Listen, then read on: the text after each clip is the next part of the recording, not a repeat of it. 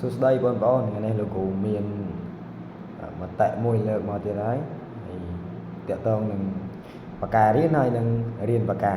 បាទបើពាក្យពីរនេះបើយើងស្ដាប់មកផ្លែទៅយើងប្រកាសជាអាចនឹងច្រឡំន័យគ្នាបាទមានន័យថាវាមានន័យជាទៀងគ្នាហើយនឹងច្រឡំបាទប៉ុន្តែបការៀនណាបងបការៀនមានន័យថាយើងរៀនគ្រប់មុខបាទអីក៏រៀនដែរឲ្យតែគេបបួលទៅរៀនណាទៅរៀនតាមគេទៅជាមួយគេតាមឯងបាទអាហ្នឹងហើយគេហៅថាបការៀនបាទអីក៏រៀនដែរហ្នឹងហើយហើយចំណែកឯ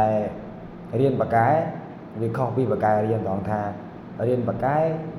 គឺគាត់ដឹងពីវិធីសាស្ត្រក្នុងការរៀនដឹងពីរបៀបរបបនៃការរៀនបាទគេមានជាការអភិត្រឹមត្រូវហ្នឹងហើយគេដឹងពីកលុកកលៈនៃការរៀនគេមិនមែនចិត្តទៅរៀនបាទតាមតែគេតាមតែឯងទេអាហ្នឹងហើយគឺជាមនុស្សដែលរៀនបកាបាទ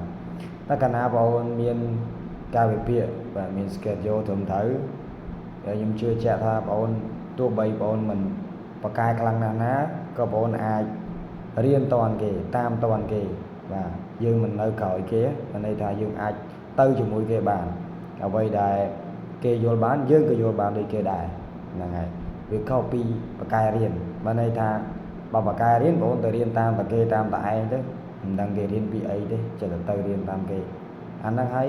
គេឲ្យឈ្មោះថាបកាយរៀនបាទហើយតើបងប្អូនជាមនុស្សដែលបកាយរៀនឬក៏ជាមនុស្សដែលរៀនបកាយ